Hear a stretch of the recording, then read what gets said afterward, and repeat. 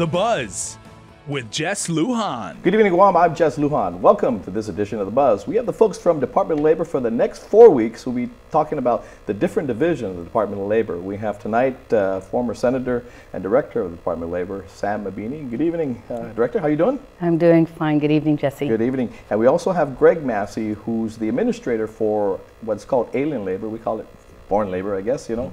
You're pretty famous, H2B. Anyway, good evening, Greg, as well. Let's talk about this. You know, you're pretty hot topic basically in regards to the foreign labor. That's been really curtailed. So I don't know if I can say your job is really challenging at this point, because I don't know how much you're administrating at this point in regards to that. But tell us the genesis of this whole thing, because you know this has been ever since. But they're accusing Guam folks for abusing the H2B. Right. Well, you know, I think the talk of abuse came out as a result of the lawsuit that the Guam Contractors Association filed. We haven't, you know, I've been in the program for 25 years now, and we really haven't seen much systemic fraud and abuse. You'll get some bad actors every once in a while. But for the most part, we've been very successful in enforcing the program. So talk of fraud and abuse is kind of, you know, I think it's just some pushback. As a matter of fact, I think a good example, I think there are some folks who abuse that program, and they earlier, I think it was last week, they were sentenced, I think, to you know, for those practices. Correct. And you know, and again, a lot of the things that would come out, the small 1 and 2 little cases, are stuff that we had worked on actually, and referred over to, you know, the federal officials. You know, it's an immigration issue, so you know, it's something that they have to take the lead on. But definitely, you know, we've been part of it. I think there was even a news release that came out today about that. We got some kudos from one of the senators, you know, and the U.S. Attorney had recognized our part in that. So. Now, Director Mabini, let me ask you this, and you go back and visit basically the folks, the federal folks.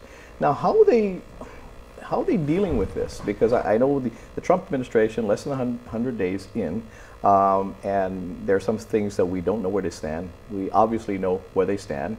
At least to a great extent, that there's a holdover in the Obama administration, because this started the Obama administration. But are we looking? I know the governor is working diligently in trying to get some kind of relief to kind of carve us out of this. But is that going to? You think that's going to come to fruition? Well, I know our governor has been working really hard with our federal officials in trying to get down to the bottom. As to why there's this sudden shift in practice in the approval of the H-2B visas, and he continues to work on that. In the meanwhile, and I can only speak with for the Department of Labor, we recognize that as a nation as a whole, that we need to do a better job in developing our own workforce. Now, here on Guam, we have a really nice cadre of construction workers who are locals, American workers. And there is that gap that sometimes needs to be filled, especially depending on the peak of our construction projects. When those need to be filled, foreign laborers have historically, not just Guam, but throughout the nation, and in fact throughout the world, are filled by these foreign laborers that come in when the demand is high and then leave when the demand disappears, whatnot. Now, you know, I mean, I know when the military buildup, and it goes back to, I think, 2006, and of course, you know, the big buildup, 10,000 Marines coming here, not to count their families and all that. And I'm sure you were getting a lot of calls as well. But there are definitely a lot of prospects coming here. I mean, they even had, I think, conventions here, basically. And I mean, there were prospects definitely out there, buying up buildings and things like that, building, I guess, dormitories and things like that, right? But let me ask you this, Greg, in regards to that. Some of the things, again, we see that these prospects come in from off island saying, hey, there's a big buildup.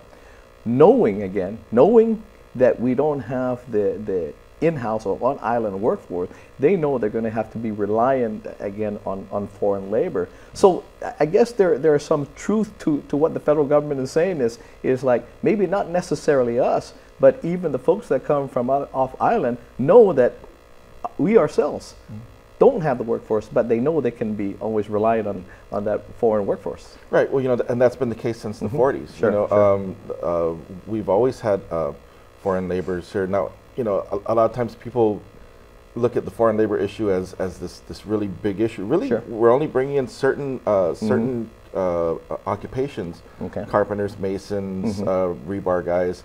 Those are the ones that we actually have the gaps in. And those are those hard outside jobs that a lot of people don't really want to do. Locals, they like to get into the AC mechanics, electricians, plumbers, but those really tough jobs that, especially in the Guam sun, it's brutal, you know, and that's traditionally where we found gaps where local workers, we've had trouble, you know, really filling those through apprenticeships and things like that. So yeah, we've had the ability to supplement the workforce since, you know, ever since. So when people come in, there's never been an issue about needing to bring in supplemental labor. Now, one of the things also that they say in regards to abuse on our side is that we bring in foreign laborers, whatever, I guess, specialty that they're involved in. We bring them in here knowing that that we can renew them as well.